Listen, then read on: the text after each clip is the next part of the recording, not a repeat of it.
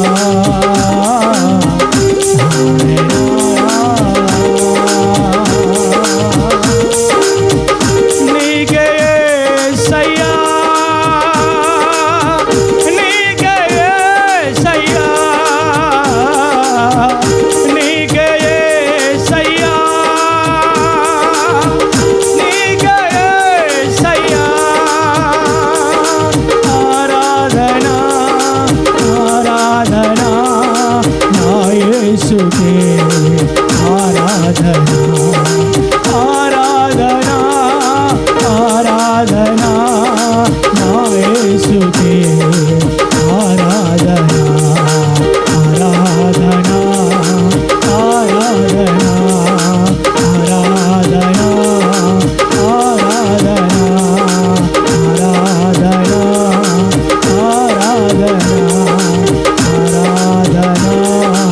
ఆరాధన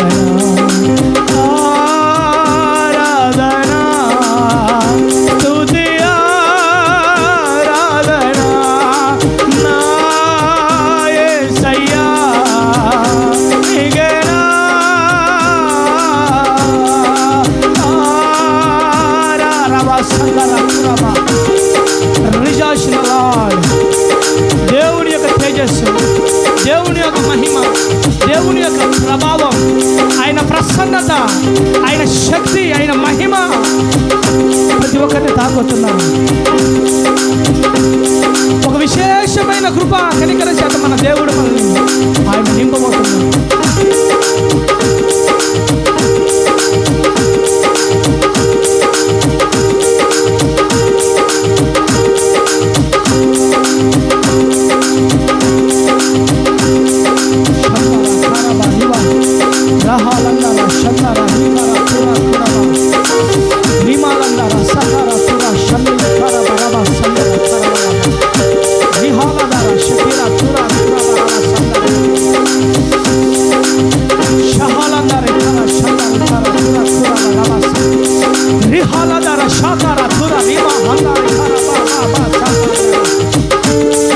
స్తోత్రమయ్యా స్తోత్రమయ్యా స్తోత్రమయ్యా స్తోత్రమయ్యా స్తోత్రమయ్యా స్తోత్రమయ్యా స్తోత్రమయ్యా.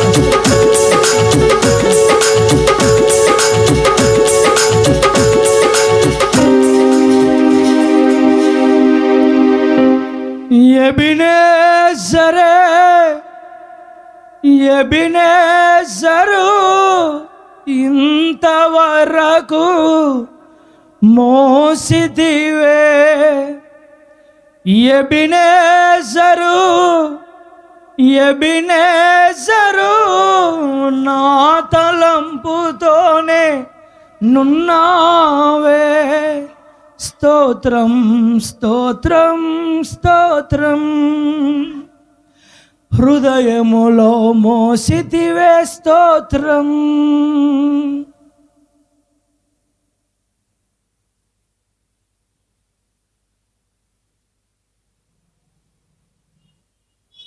ప్రార్థన చేద్దాం.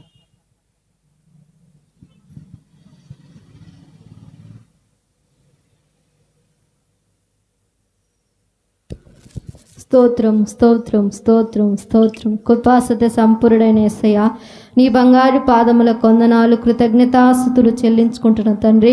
గడిచిన పునరుద్ధానం మొదలుకొని పునరుద్ధానం వరకు కాచి కాపాడి నీ కృపలో దాచి భద్రపరిచి ఆరోగ్యాన్నిచ్చి ఆయుష్నిచ్చి ప్రభా ఈ దినం నీ సన్నిధిలో సజీవ లెక్కలను ఉంచినందుకై నీ కొందనాలు స్తోత్రాలు చెల్లించుకుంటున్న తండ్రి.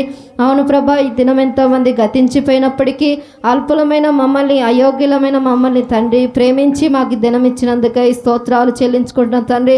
అవును ప్రభా, ఇంతవరకు నైనా ఆరాధన తండ్రి నీ నామానికి మహిమకరంగా జరిగించినందుకే మీ కొందనాలు స్తోత్రాలు చెల్లించుకుంటున్నాం తండ్రి. అవును ప్రభా, పాటల ద్వారా, ఆరాధన ద్వారా, చప్పట్ల ద్వారా తండ్రి అయ్యా నీ నామాన్ని మహిమపరచుటకు నీవు ఇచ్చిన కృపకై నీ కొందనాలు స్తోత్రాలు చెల్లించుకుంటున్నాం తండ్రి. అవును ప్రభా, నైనా శక్తి చేత కాక బలం చేత కాక నైనా ప్రభా కేవలం నీ ఆత్మ మూలంగా మీరు జరిగించినందుకే మీ కొందనాలు స్తోత్రాలు చెల్లించుకుంటున్నాం తండ్రి. అయ్యా కుడి వచ్చిన బిడ్డలు మీరు ఆశీర్వించండి, దీవించమని ప్రార్థిస్తున్నాం తండ్రి. అయ్యా రాలేని బిడ్డలు కూడా త్వరగా నీ పాసానికి నడిపించమని ప్రార్థిస్తున్న తండ్రి. ఇదిగో నైనా పరక్రమశాలి మినిస్ట్రీని జ్ఞాపకం చేసుకోండి, 2 సంఘాలు మీరు జ్ఞాపకం చేసుకోమని ప్రార్థిస్తున్నాం నైనా. 2 సంఘాల్లో జరుగుతున్న ఆరాధనలు తండ్రి ఈ నామానికి మహిమకరంగా జరిగించినందుకే మీ కొందనాలు స్తోత్రాలు చెల్లించుకుంటున్నాం తండ్రి. అయా సంఘ సరిహద్దులు శాలపరచమని ప్రార్థిస్తున్నాం తండ్రి. నూతన ఆత్మలు మాకు దయచేయమని ప్రార్థిస్తున్నాం తండ్రి. అయ్యా ఈ నూతన సంవత్సరంలో తండ్రి అయ్యా నూతన కార్యాలు, అద్భుత కార్యాలు తండ్రి అయ్యా మా మినిస్ట్రీలో మీరు జరిగించమని ప్రార్థిస్తున్నాం తండ్రి. అయ్యా ఆత్మలనైనా తండాలుగా మీరు నడిపించమని ప్రార్థిస్తున్నాం తండ్రి. అయ్యా నలు దిశల నుండి మీరు నడిపించమని ప్రార్థిస్తున్నాం తండ్రి. నీ కొందనాలు, స్తోత్రాలు దేవా. సంఘానికి వస్తున్న ప్రతి కుటుంబాన్ని జ్ఞాపకం చేసుకోండి అయ్యా. ప్రతి కుటుంబాన్ని పేరు పేరున ఆశీర్వించి దీవించమని ప్రార్థిస్తున్న తండ్రి. ఇదిగోనైనా మీ దాసుడు మీ పక్షం నిలబడుచుండగా మీ శిలువ చాటున మరుగు చేసుకోమని ప్రార్థిస్తున్నాం తండ్రి. పరిశుద్ధాత్మ తండ్రి మీ దాసుని నోట మీ మాట ఉంచి కుడవచ్చిన బిడ్డలతోనూ నాతోనూ మీరు సూటిగా మాట్లాడమని ప్రార్థిస్తున్నాం తండ్రి. అవునైనా మీ వాక్కు మా జీవితాన్ని బ్రతికిస్తుంది, వెలిగిస్తుంది అయ్యా, జీవింపచేస్తుందని మాతో మాట్లాడతావు తండ్రి. అట్టి జీవ వాక్కులతో తండ్రి అయ్యా మీ దాసుని ద్వారా మాతోనే మాట్లాడమని ప్రార్థిస్తున్నాం తండ్రి. ముఖ్యంగానైనా మీ దాసుడు వాక్యం చెప్తుండగా వినే మనసు, గ్రహించే మనసు, సమ్మతించే మనసు మాకందరికీ దయచేయమని మీ నామానికే స్తుతులు, స్తోత్రాలు చెల్లించుకుంటూ పరాక్రమశాలైన యేసయ్య పరిశుద్ధ నామంలో అడిగి వేడుకుంటున్నాం తండ్రి. ఆమేన్. ఆమేన్. దేవుని శ్రేష్టమైన నామానికి మహిమ కలుగునగాక. హల్లెలూయా. దేవుడు మనల్ని, మన కుటుంబాలని, మన సంఘాలని క్షేమాభివృద్ధితో నింపునుగాక. గట్టిగా హల్లెలూయా, హల్లెలూయా. దేవునికి మహిమ కలుగునగాక. బైబిల్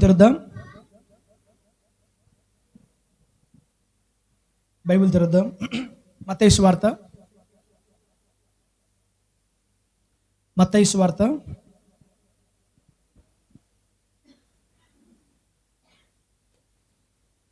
10వ అధ్యాయం. మత్తయి సువార్త 10వ అధ్యాయము 11వ వచనం. మత్తయి సువార్త 10వ అధ్యాయము 11వ వచనం. నేను చదువుతాను, జాగ్రత్తగా ఆలకించండి. మరియు మీరు ఏ పట్టణంలోనైనను గ్రామంలోనైనను ప్రవేశించినప్పుడు అందులో ఎవడు యోగ్యుడో విచారణ చేసి అక్కడ నుండి వెళ్ళు వరకు అతని ఇంటనే బస చేయుడి. ఆ ఇంటిలో ప్రవేశించుచు ఇంటి వారికి శుభమని చెప్పుడి. ఆ ఇల్లు యోగ్యమైనదైతే మీ సమాధానము దాని మీదకి వచ్చును, అది అయోగ్యమైనదైతే మీ సమాధానము మీకు తిరిగి వచ్చును. చదవబడిన లేఖన భాగాన్ని అర్థమయ్యే రీతిలో దేవుడే మనకు బోధించునుగాక. అర్థం చేసుకునే మనసు కూడా మనకు మన దేవుడు అనుగ్రహించునుగాక. హల్లెలూయా. దేవుని మహా కనికరాన్ని, కృపను బట్టి గత వారం బేతంచెరులో పరిచర్య చేయడానికి, అక్కడ బిడ్డలతో కలిసి ఆనందించడానికి దేవుడు కృప చూపించాడు. మనం ఆరాధించే దేవుడు, మనము సేవించే దేవుడు, మనము పూజించే దేవుడు, ఆయన ఎంతైనా నమ్మదగిన దేవుడు. ఎంతైనా నమ్మదగిన దేవుడు. ఎంతోమంది మనతో పాటు జర్నీ చేశారు. ఎంతోమంది గత సంవత్సరం అంతా మనతో పాటు ఈ పరుగు ప్రయాణంలో ప్రయాణించిన వారు దేవుని బిడ్డలారా, మరొక నూతన సంవత్సరం వచ్చేసరికి కొంతమంది జీవితాలు కాలగర్భంలో కలిసిపోయాయి. అనేక మంది జీవితాలు లాస్ట్ ఇయర్తోనే సమాప్తమైపోయాయి. కానీ మరొక సంవత్సరం అనుగ్రహించి ఇలా ఈ రీతిగా ఆయన్ను ఆరాధించడానికి మనకు కృప చూపించాడు. కేవలము ఇది యేసయ్య కృప మాత్రమే. హల్లెలూయా. దేవుని బిడ్డలారా, ఎప్పుడు నా నోట ఒక మాట ఉంటుంది. ఏంటి అని అంటే, మనం ఏమై ఉన్నామో అది కేవలం దేవుని కృప మాత్రమే. నేనేమై ఉన్నానో అది కేవలం దేవుని కృప కనికరము మాత్రమే. సజీవులుగా ఆరోగ్యవంతులుగా ఇంతవరకు మనం నిలిచి ఉన్నామంటే అది దేవుడు మన పట్ల కలిగి ఉన్న ప్రేమ కనికరము. Praise the lord. ఎంతోమంది మనకంటే గొప్పవారు, మంచివారు, మనకంటే తెలివిగలవారు, సందాలు కలిగిన వారు, ఐశ్వర్యవంతులు, భోగభాగ్యములు అనుభవించేవారు ఎంతోమంది అర్ధాంతరంగా వారి జీవితాలు ముగించబడుతున్నాయి, నేల రాలిపోతూ ఉన్నాయి. మళ్ళీ నిలిపాడు, సజీవులుగా ఉంచాడు, మరీ ముఖ్యంగా ఆరోగ్యవంతులుగా నిలిపాడు.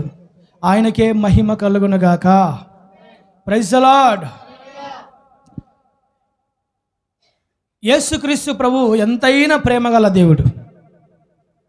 యేసుక్రీస్తు ప్రభు ఎంతైనా ప్రేమగల దేవుడు. ఆయన సువార్త ప్రకటిస్తున్న దినాలలో శిష్యులను సిద్ధపరిచి, నా మాటలు వినపడుతున్నాయి, బాగా వినిపిస్తున్నాయి కదా? ఒక బాక్స్ అయినందువల్ల నాకు చాలా కన్ఫ్యూజ్గా ఉంది ప్రవాహరణ, కన్ఫ్యూజ్ అయిపోతా ఉన్నా. ఈ బాక్స్ పని చేయట్లా, అందుకే నా వాయిస్ నాకే ఎలా ఏదో కొత్తగా వినపడుతుంది, డిస్టర్బ్ కొంచెం బాగా ఉంది. సరే, ఏదేమైనా దేవుడు మనకు సహాయం చేస్తాడు. యేసుక్రీస్తు ప్రభు శిష్యులను సిద్ధపరిచి వారికి ఒక అధికారం ఇస్తాడు. ఈ లోక శక్తుల మీద, అంధకార క్రియల మీద వారికి అధికారం ఇచ్చి, వారికి అభిషేకాన్ని ఇచ్చి, వారిని సువార్తకు సిద్ధపరిచి సువార్తకు పంపిస్తూ ఉంటాడు. అక్కడ ఏం రాయబడిందంటే, వారిలో ఇద్దరిని యేసుక్రీస్తు ప్రభువు సువార్తకు సిద్ధపరుస్తున్నాడు. అపోస్తలుని మొత్తం 12 మంది, ఇద్దరిని ఆయన సువార్తకు సిద్ధపరుస్తూ పంపిస్తూ ఉన్నాడు. వారిని సువార్తకు సిద్ధపరుస్తూ వారికి కావలసిన అభిషేకాన్ని, వారికి కావలసిన అనాయింటింగ్ని దేవుడు అనుగ్రహించి వారితో చెప్పే మాట ఏంటంటే, మీరు వెళ్ళండి, మీరు సువార్త ప్రకటించండి.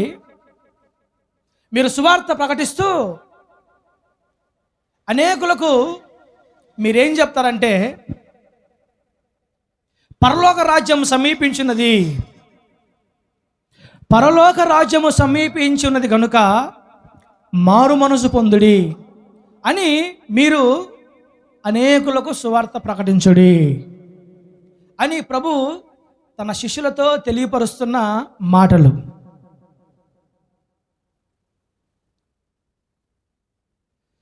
మీరు అనేకులకి, అనేక పట్టణాలకి, అనేక గ్రామాలకి మీరు వెళ్ళండి, మీరు వెళ్ళి సువార్త ప్రకటించండి.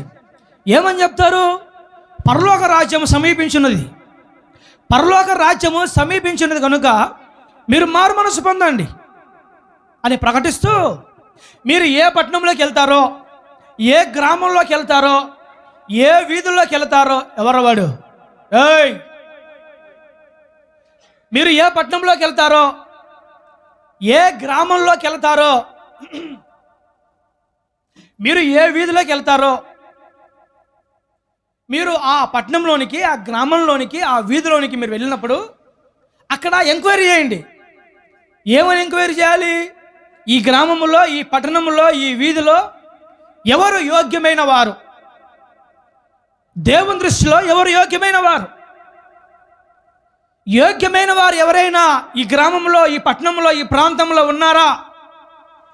దేవునికి అనుకూలమైన వారు, దేవునికి ఇష్టమైన వారు, దేవుని యందు భయభక్తులు కలిగి జీవించేవారు, దేవుడు ఏర్పరచుకున్న మార్గాలలో నడిచేవారు, దేవుడు అనుసరించే విధులలో బ్రతికేవారు ఎవరైనా ఈ గ్రామంలోనూ, ఈ సందుల్లోనూ, ఈ పట్టణంలోనూ ఎవరైనా ఉన్నారా అని విచారించి, ఒకవేళ ఎవడైనా యోగ్యుడు మీకు అనిపిస్తే, ఎవడైనా యోగ్యుడు ఉంటే మీరేం చేస్తారంటే, యోగ్యుడైన ఆ వ్యక్తి ఇంటికి వెళ్ళండి.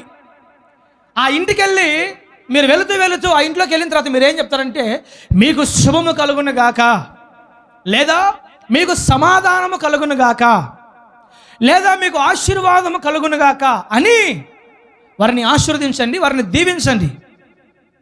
నిజంగా యోగ్యమైన ఆ వ్యక్తిని బట్టి, యోగ్యమైన ఆ సహోదరుని బట్టి, యోగ్యమైన ఆ సహోదరిని బట్టి ఆ ఇల్లు ఒకవేళ యోగ్యమైన ఇల్లు అయితే, మీరు చెప్పే ఆశీర్వాదం, మీరు ప్రవచించే సమాధానం, మీరు దీవించే దీవెన, మీ సమాధానం ఆ ఇంటిలోనికి వస్తుంది, ఆ ఇంటిలో పనిచేస్తుంది, ఆ ఇల్లు సమాధానపరచబడుతుంది, ఆ ఇల్లు దీవించబడుతుంది, ఆ ఇల్లు ఆశీర్వించబడుతుంది. ఒకవేళ ఆ వ్యక్తి యోగ్యుడు కాకపోతే, ఒకవేళ ఆ వ్యక్తి ఆ ఇల్లు యోగ్యుడు కాకపోతే, ఆ వ్యక్తి యోగ్యుడు కాకపోతే, ఆ ఇల్లు యోగ్యమైన ఇల్లు కాకపోతే, మీరెంత సమాధానం అని చెప్పినా, ఆశీర్వాదించినా, దీవించినా, ఆ ఆశీర్వాదం ఏదో ఆ దీవెన ఏదో తిరిగి అది మీకే వస్తుంది. ఆ ఇల్లు మాత్రం అయోగ్యమైన ఇల్లుగా ఉంటూ అది అసమాధానం చేత నింపబడి ఆశీర్వాదాలకి, నెమ్మదికి, సమాధానానికి ఆ కుటుంబం, ఆ ఇల్లు దూరం అవుతుంది అని యేసుక్రీస్తు ప్రభు తాను ప్రేమించిన 12 మంది శిష్యులతో ఈ మాటలు తెలియజేస్తున్నాడు. దేవునికి మహిమ కలుగును గాక. హల్లెలూయా. కాబట్టి మీరు వెళ్ళండి, మీరు వెళుతూ పరలోక రాజ్యం సమీపించున్నది అని సువార్త ప్రకటించండి. ఒకవేళ ఎవరైనా అనారోగ్యులు ఉంటే వారి కొరకు ప్రార్థించండి. పేదలను, బీదలైన వారిని జ్ఞాపం చేసుకోండి, వారి కొరకు ప్రార్థించండి, వారికి సువార్త ప్రకటించండి, వారికి దేవుని ప్రేమను తెలియజేయండి.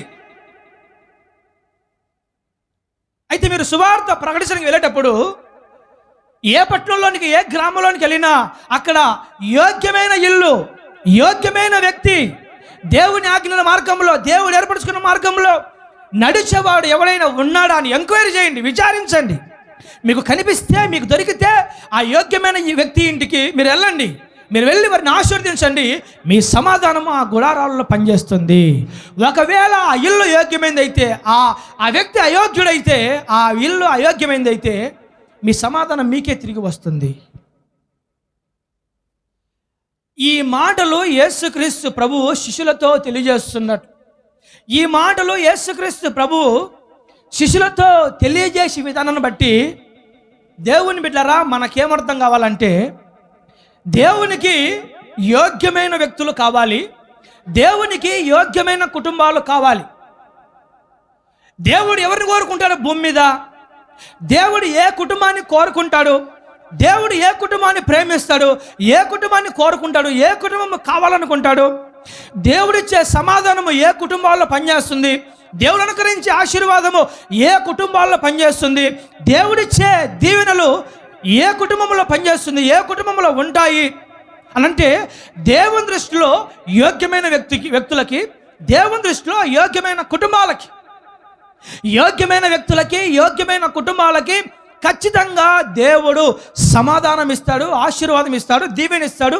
ఆ కుటుంబాలు దేవుని కాపుదలలో, దేవుని భద్రతలో, దేవుని కాపలత్వం కింద ఆ కుటుంబాలు క్షేమంగా ఈ భూమి మీద ఉంటాయి. హల్లెలూయా. ఒకవేళ అవి అయోగ్యమైనవి అయితే ఎట్టి పరిస్థితులు కూడా కుటుంబాల మీదకి దేవుని దీవెన రాదు. మీరు ఏ ప్రాంతానికంటే ఆ ప్రాంతానికి, ఎవరి దగ్గర కంటే వారి దగ్గరికి మీరు వెళ్ళబోకండి. మీరు ఇశ్రాయేలు ప్రజలలో నశించిన గొర్రెల యొద్దకే వెళ్ళండి అని మరొక మాట చెప్తాడు ఇక్కడ ప్రభు. ఇశ్రాయేలు జనాంగంలో, ఇశ్రాయేలు ప్రజలలో నశించిన గొర్రెలు చాలా ఉన్నాయి, నశించిపోతున్న గొర్రెలు చాలా ఉన్నాయి, నశించిపోతున్న బ్రతుకులు చాలా ఉన్నాయి, నశించిపోతున్న కుటుంబాలు చాలా ఉన్నాయి, నశిస్తున్న జీవితాలు చాలా ఉన్నాయి. కాబట్టి మీరు ఎక్కడికంటే అక్కడికి వెళ్ళకుండా, ఎక్కడ పడితే అక్కడ స్వార్థ ప్రకటించకుండా, ఏ ప్రాంతానికంటే ఆ ప్రాంతానికి వెళ్ళకుండా కేవలము ఇజ్రాయేలు ప్రజలలోని, ఇజ్రాయేలు జనాంగంలోని నశించిపోతున్న గొర్రెల యొద్దకే, ప్రజల యొద్దకే మీరు వెళ్ళండి. దేవుని బిడ్డరా, దేవునికి నశించిపోతున్న ప్రజల పట్ల చాలా భారం ఉంటుంది. దేవునికి నశించిపోతున్న గొర్రెల పట్ల చాలా భారం ఉంటుంది. నశించిపోతున్న ప్రజల పట్ల చాలా భారం ఉంటుంది. ఎందుకని? నశించిన దానిని వెదకి రక్షించుటకే మనిషి కుమారుడు ఈ లోకమునకు వచ్చెను. యేసుక్రీస్తు ప్రభువు ఈ భూమి మీదకి ఎందుకు వచ్చాడయ్యానంటే, ఆయన రాకడకి, ఆయన రావడానికి ఎన్నో కారణాలలో ఒక కారణము, ఈ భూమి మీద నశించిపోతున్న వారు ఎంతోమంది ఉన్నారు, పాడైపోతున్న వారు ఎంతోమంది ఉన్నారు, పతనమైపోతున్న వారు ఎంతోమంది ఉన్నారు, జీవితాలను, బ్రతుకులను పాడు చేసుకుంటున్న వారు, నాశనం చేసుకుంటున్న వారు ఎంతోమంది ఉన్నారు. సాతాను చేతుల్లో, సాతాను కబంధాస్తాల్లో చిక్కుకొని నెమ్మది, సమాధానము, ఆశీర్వాదం లేకుండా నరకానికి ఈడబడే వారు ఎంతోమంది ఉన్నారు. కాబట్టి ఆ నశించిపోతున్న వారిని, నశించిన గొర్రెలను వెదకి రక్షించాలి. నశించిన గొర్రెలను రక్షించాలి, వారిని పట్టుకోవాలి, కాపాడాలి, సువిశేషమైన క్షేమకరమైన మార్గంలో వారిని నడిపించాలి. అందుకోసం యేసుక్రీస్తు ప్రభువు వచ్చాడు. Praise the lord. కాబట్టి పేతురు, యోహాను, యాకోబు, అంద్రయ్య మీరు ఎక్కడికి వెళ్తారు? ఎక్కడికంటే అక్కడికి వెళ్ళొద్దు. నశించిపోయే గొర్రెలు ఎక్కడైతే ఉన్నాయో మీరు అక్కడికి వెళ్ళండి. ఎందుకంటే నశించిపోతున్న వారు నాకు కావాలి. హల్లెలూయా. దేవుని బిడ్డలారా, ఈ మాట ధ్యానిస్తున్నప్పుడు అంటే నశించిపోయే వారి పట్ల, పాడైపోతున్న వారి పట్ల, జీవితాలు అగమ్య గోచరంగా చేసుకుంటున్న వారి పట్ల దేవునికి చాలా ప్రేమ, కనికరం, దీర్ఘశాంతం ఉంది.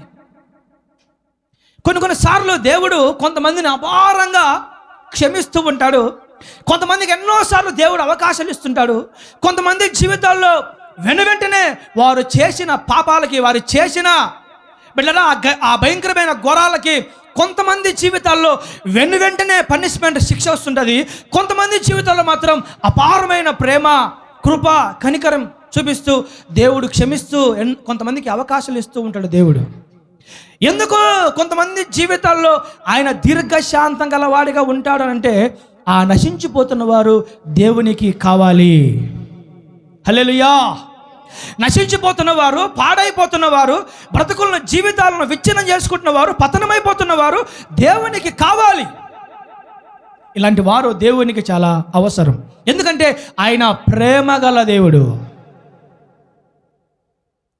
మోషే ప్రార్థన చేస్తూ, ప్రభువా ఒక్కసారి నీ మహిమను చూపించు అన్నప్పుడు మోషేతో ప్రభు అంటాడు, మోషే నా మహిమతో పాటు నా మంచితనం అంతా కూడా నేను నీ ఎదుట కనపరుస్తాను అని చెప్తాడు. అయ్యా నీ పేరేంటయ్యా, మీరు ఆరాధించే దేవుడి పేరు ఏమిటి అని అనేకులు నన్ను అడుగుతున్నారు.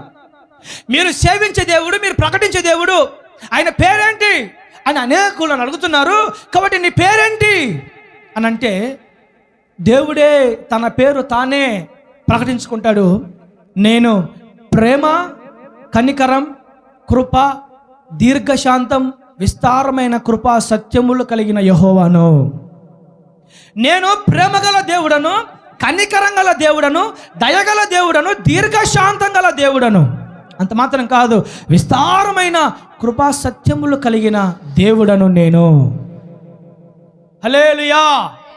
దేవుడు తన గురించి తాను చెప్పుకునే, దేవుడు తన పేరును ప్రకటించుకుని, దేవుడు తన గురించి తాను పరిచయం చేసుకునేటప్పుడు ఆయన చెప్పే మాట ఏంటయ్యానంటే నేను ప్రేమగల దేవుణ్ణి. దేవుడు ఎలాంటాడంట?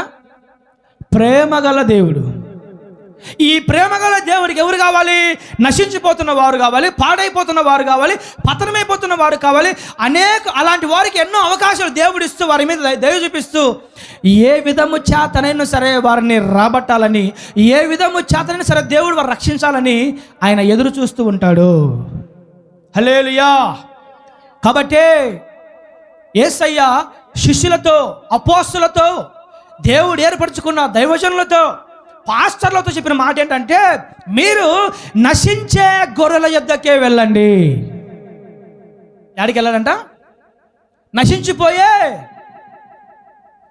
కానీ మరి ఇప్పుడున్న పాస్టర్లు ఏంటో డబ్బున్న ఇంటికే వెళ్తూ ఉంటారు ఎక్కువగా. రైటా రాంగా? యేసు ప్రభు 12 మంది పాస్టర్లకు ఏం చెప్పాడు? యేసు ప్రభు 12 మంది పాస్టర్లకు ఏం చెప్పాడు అంటే మీరు నశించిపోయే గొర్రెల యొద్దకు వెళ్ళండి. మీరు ఎక్కడికి వెళ్తారు? నశించిపోయే గొర్రెల యొద్దకు మీరు వెళ్ళండి. ఇజ్రాయేలు దేశంలో నశించిపోతున్న గొర్రెలు చాలా ఉన్నాయి. ఇజ్రాయేలు దేశంలో నశించే ప్రజలు ఎంతోమంది ఉన్నారు. వారి జీవితాలను వారు పాడు చేసుకుంటున్నారు. వారు గొర్రెలాగా జీవిస్తున్నారు. వారికి మంచి చెడు ఏమీ తెలీదు, ముందు వెనక ఏమీ తెలీదు. కాబట్టి వారిని వారే పాడు చేసుకుంటున్నారు, పాడైపోతున్నారు. అలాంటి నశించిపోయి పాడైపోతున్న ఆ పేద ప్రజల, బీద వారి దగ్గరికి మీరు వెళ్ళండి, సువార్త ప్రకటించండి అని యేసుక్రీస్తు ప్రభు ఆ పాస్టర్లకు చెప్తే, ఇప్పుడున్న పాస్టర్లు నశించిపోయే గొర్రెలందరినీ పక్కన పెట్టి బిడ్డరా, ఏ గొర్రెలు కాస్త బలంగా పుష్టిగా, ఏ గొర్రెలకి నెలకు 50,000 శాలరీ వస్తుంటుందో, ఏ గొర్రెలకు నెలకు 60,000 శాలరీ వస్తుంటుందో, ఏ గొర్రెలు కాస్త బలంగా పుష్టిగా ఉంటాయో అలాంటి గొర్రెలనే ప్రేమిస్తారు. అలాంటి గొర్రెల దగ్గరికి వెళ్తుంటారు. అలాంటి వారినే కాపాడుతూ ఉంటారు. వారి కోసం ప్రార్థన చేస్తూ ఉంటారు.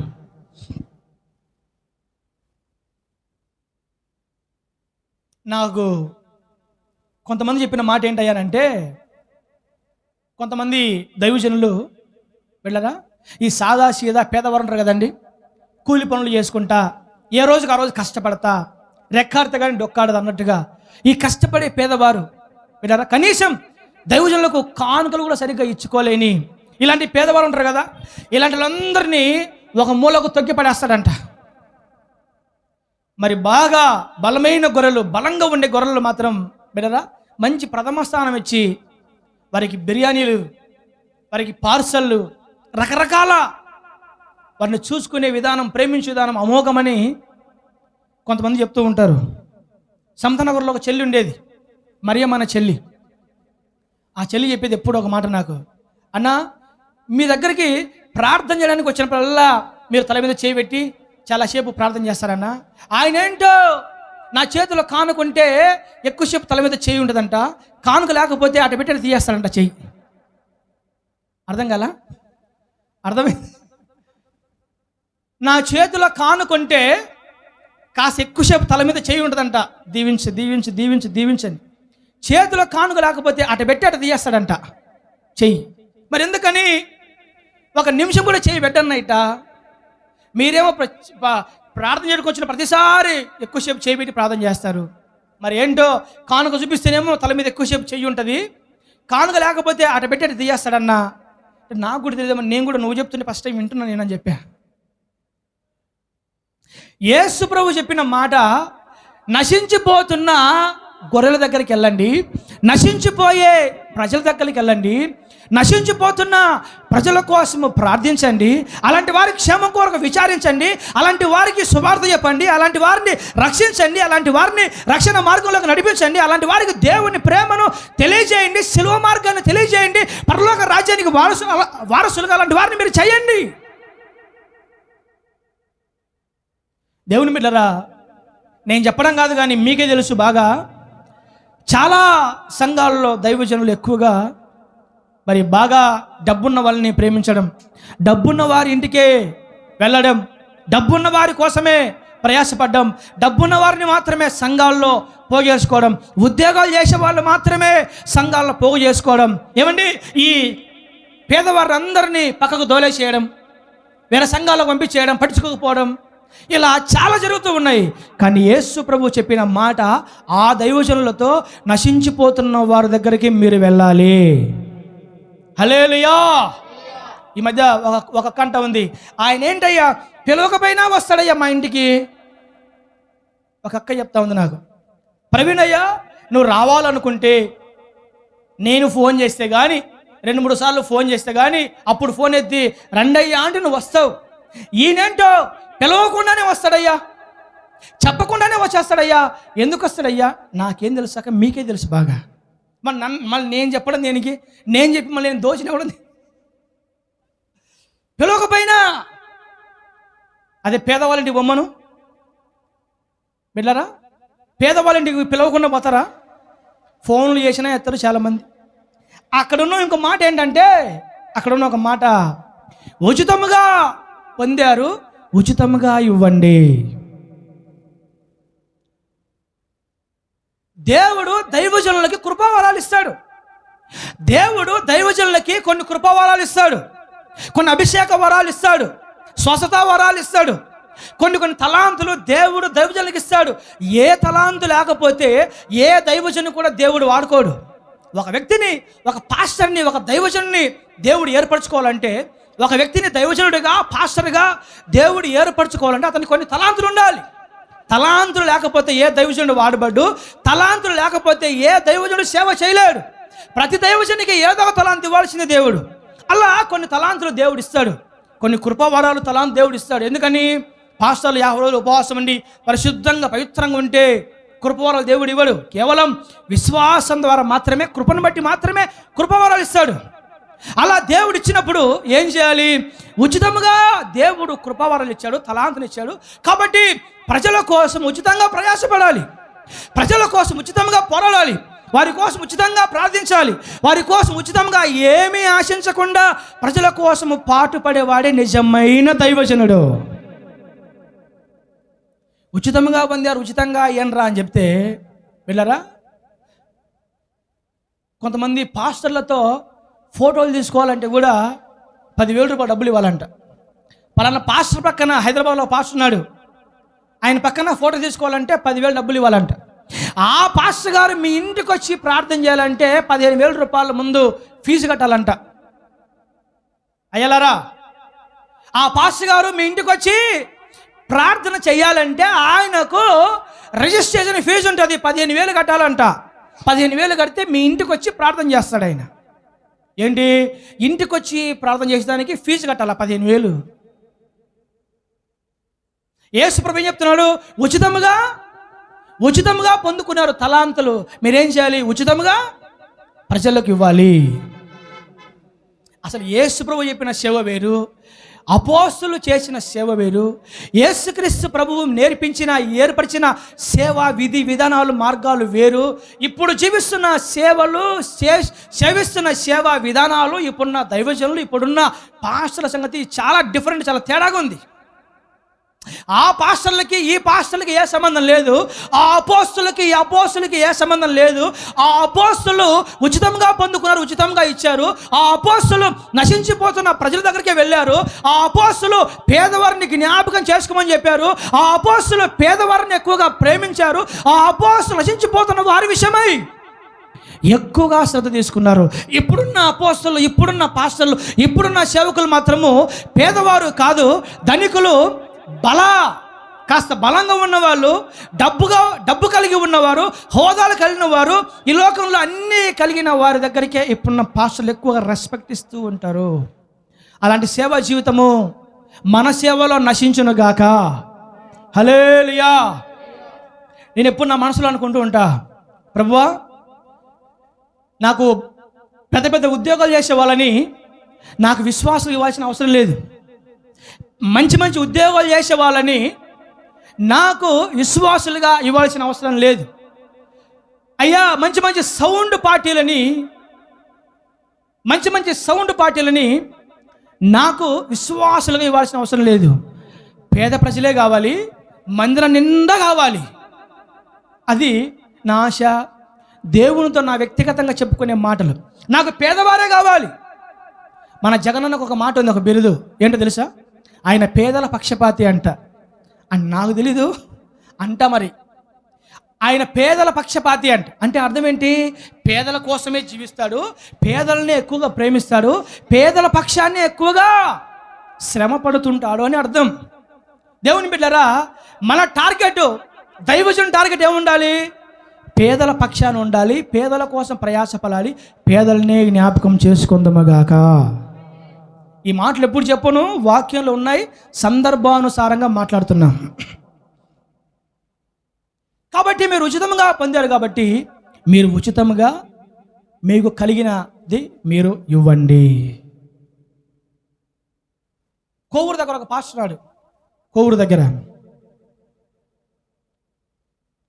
ఈ మధ్యకాలంలో నేను ఇంకొక పాస్టర్ ఏదో పని మీద ఆయన కలిశాం. ఈ మధ్యకాలంలో ఆ కోవూరులో ఒక పాస్టర్ గారిని నేను కలిశాను. వినండి, చాలా వాల్యుబుల్ వర్డ్. ఆ పాస్టర్ గారిని ఈ మధ్యకాలంలో నేను కలిశాను. కలిస్తే అతను ఇంటికి తీసుకెళ్ళాడు, మంచి భోజనం పెట్టాడు మాకు. ఏంటా భోజనం అంటే చేపల పులుసు. అయ్యగారు, నాకు చేపలు అంటే నాకు అలవాటు లేదని చెప్పాను. లేదు, తినాల్సిందే అన్నాడు. దేవుని దయ వల్ల చేపలు అలవాటు చేసుకున్న పాస్టర్ గారి దగ్గర మంచి ఆహారం పెట్టాడు. బిడ్డరా, బాగా ప్రేమించాడు. అయితే సేవ గురించి కొన్ని మాటలు మాట్లాడుతూ, మరేమక సేవ గురించి కొన్ని మాటలు చెప్తూ ఒక మాట నాకు అన్నాడు. అతను నాకు దిమ్మ తిరిగింది ఆ మాట అనేసరికి. అయ్యా, ఒక క్యాస్ట్ ఉందయ్యా, ఒక కులం ఉంది. ఆ కులాన్ని మీ సంఘంలోకి రానియొద్దు అన్నాడు. ఒక క్యాస్ట్ ఉందంట, ఆ క్యాస్ట్ని, ఆ సంఘస్థుల్ని, ఆ కులాన్ని మీ సంఘాల్లో ఉంటే జాగ్రత్త, మీ సంఘంలోకి రానిబాక, ఇది సీక్రెట్ అని చెప్పాడు. వర నాయన, రహస్యం అంట ఇది. ఏంటి రహస్యం? ఏంటయ్యా అంత మాట అనేసి? అవునయ్యా, వాళ్ళని పిలుచుకొని నా సంఘం అంతా పాడు చేసుకున్నానయ్యా, ఆ కులస్తుల సంఘనంతటిని పాడు చేశారయ్యా. ఎవరు వాళ్ళు? వాళ్ళంతా పేదలయ్యా. కాబట్టి ఒక్క టీచర్ ఉద్యోగం చేసే ఒక ఆమె ఉంటే చాలదా నీకు దశంభాగాలు బాగిస్తుంది. అలాంటి కావాలి అమ్మ, అలాంటి కావాలంట. టీచర్ ఉద్యోగస్తులు ఒక్క కుటుంబం చాలదా?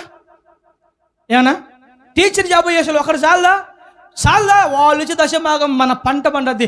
ఒక టీచర్ ఉంటేనే దశంభాగాలు బాగిస్తే, ఇంకా అనేక మంది టీచర్లు ఉంటే సంఘమంతా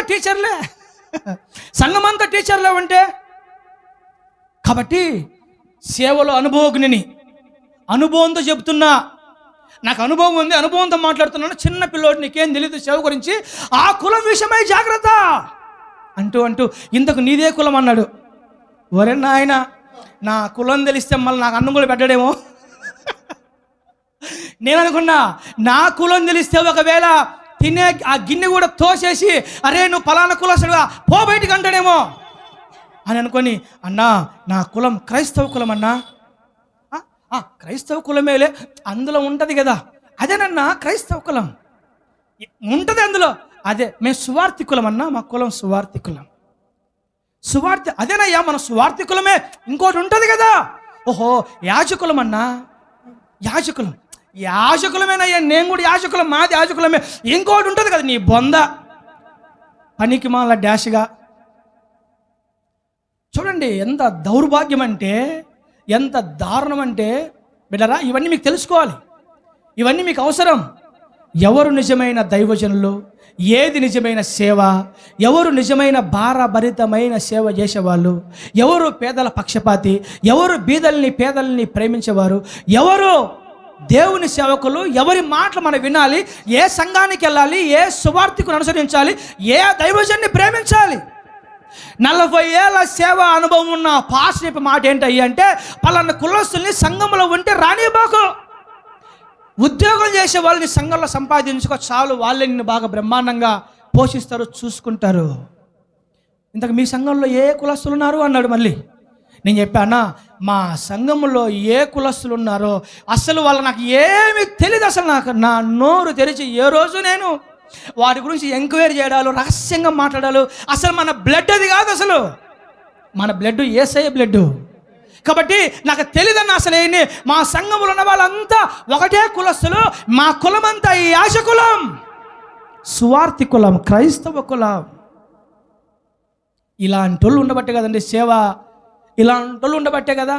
ఆయనేమో అరే పేదలకు జ్ఞాపం చేసుకోండి, బీదలకు జ్ఞాపం చేసుకోండి, పేదవారిని జ్ఞాపం చేసుకోండి, పాడైపోతున్న వారు, నశించిపోతున్న వారు జ్ఞాపం చేసుకోండి.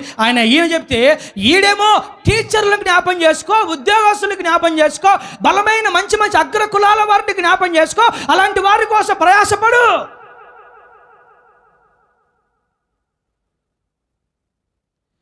నా దేవుని బిడ్డలారా, యేసుక్రీస్తు ప్రభువు తన శిష్యులతో చెప్పిన శ్రేష్టమైన పదాలు, శ్రేష్టమైన మాటలు, శ్రేష్టమైన విధి విధానాలు ఏంటయ్యానంటే, నశించిపోతున్న గొర్రెలు దేవునికి కావాలి. హల్లెలూయా, గట్టిగా చెప్పుదాం, హల్లెలూయా, హల్లెలూయా.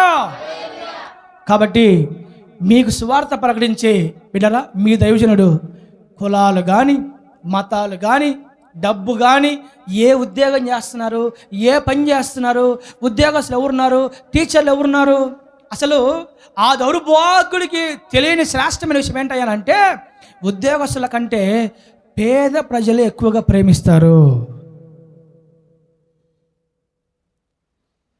ఉద్యోగస్తులు వారికి ఉన్నది పెడతారు, కానీ పేద ప్రజలు ఉన్నదంతా పెడతారు. That is logic point. ఆ సంగతి అతనికి తెలియదు. ఉద్యోగస్తులు వారికి ఉన్న దాంట్లో పెడతారు, కానీ పేద ప్రజలు ఉన్నదంతా పెడతారు. కాబట్టి దేవుడు చెప్పిన ఆ సేవ మన సంఘాల్లో నెరవేరునుగాక. హల్లెలూయా.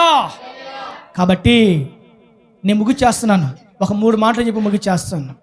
ఇవన్నీ చెబుతూ ప్రభువు మీరేం చేస్తారంటే, యోగ్యుడెవడో కనుక్కొని ఆ యోగ్యుల ఇంటికి వెళ్ళండి, ఆ యోగ్యులను దీవించండి, ఆశీర్వదించండి. ఆ ఇల్లు యోగ్యమైన ఇల్లు అయితే, ఆ వ్యక్తి యోగ్యమైన వాడైతే మీ సమాధానం ఆ ఇంటిలోనికి వస్తుంది. దేవుని ప్రజలారా, యేసుక్రీస్తు ప్రభు యోగ్యమైన వారిని మీద దృష్టి పెడతాడు, యోగ్యమైన కుటుంబాల మీద దృష్టి నిలుపుతాడు. యోగ్యమైన కుటుంబాల విషయమై దేవునికి ఒక ప్రత్యేకమైన శ్రద్ధ ఉంటుంది. యోగ్యమైన కుటుంబాల విషయమై, సంఘాల విషయమై, ప్రజల విషయమై దేవుని కనుదృష్టి ఉంటుంది. తన శిష్యులతో, అపోస్తులతో, ఆనాడు సేవ చేసిన దైవజనులతో, 12 మంది పాస్టర్లతో యేసుక్రీస్తు ప్రభు చెప్పిన ఒకే ఒక మాట, మీరు ఏ పట్టణంలోనికి వెళ్ళినా, ఏ ప్రాంతంలోనికి వెళ్ళినా, ఏ సందులోకి వెళ్ళినా, ఎక్కడ మీరు సువార్త ప్రకటించడానికి వెళ్ళినా యోగ్యమైన ఇంటికే వెళ్ళండి, యోగ్యమైన వారికే ఆశీర్వదించండి, అలాంటి వారి గృహాలకు మీరు వెళ్ళండి. మీరు వెళుతూ వారి కోసం ప్రార్థించండి, వారిని దీవించండి, వారికి సమాధానం చెప్పండి. వారు యోగ్యమైన వారైతే వారి మీదికి సమాధానము వస్తుంది. ఈనాడు అనేక కుటుంబాల్లో సమాధానము చాలా కొరతగా ఉంటుంది. దేవుని బిడ్డరా, క్రైస్తవుల కుటుంబాలలో, లేకపోతే అనేక మంది లోకస్తుల కుటుంబాలలో అన్నీ ఉంటాయి, కానీ సమాధానం మాత్రం కరువైపోతుంటుంది. సమాధానం మాత్రము కొరతగా ఉంటుంది. సమాధానం ఒకటే కుటుంబాల్లో లోపంగా ఉంటుంది. మీరు గమనించండి, ఈ దినాల్లో ఎక్కువ శాతం మెజారిటీ, అధిక మెజారిటీ తండ్రి కొడుకులకి పడదు, తల్లి కూతులకు పడదు, అత్త మామకి పడదు, అత్త కోడళ్ళకి పడదు, భార్యాభర్తలకి పడదు, అన్నదమ్ములకి పిల్లలకి పడదు. ప్రతి కుటుంబంలో మీరు చూసుకున్నట్లయితే ఎవరితో ఒకరితో ఏదో ఒక రకమైన విరోధ స్వభావము ఉంటుంది. యేసు ప్రభు ఏం చెప్పాడంటే, ఒక కుటుంబానికి సమాధానం కావాలంటే, వినాలమ్మా, ఒక కుటుంబంలో సమాధానము ఏలుబడి చేయాలంటే, అనైక్యత, అసమాధానం, వివాదాలు, మనస్పర్ధలు ఇవి కుటుంబాల్లో లేకుండా సమాధానము, శాంతి కుటుంబాలలో ఏలుబడి చేయాలంటే, సమాధానమే కుటుంబాలలో పరిపాలించాలంటే, సమాధానమే కుటుంబాలను పరిపాలించాలంటే, సమాధానమే కుటుంబాలలో ఉండాలంటే, ఆ ఇల్లు, ఆ కుటుంబాలు దేవుని దృష్టికి యోగ్యమైనవిగా, అనుకూలమైనవిగా ఉండాలి. దేవుని బిడ్డలారా, నేను మరలా చెప్తున్నా, దేవుని దృష్టిలో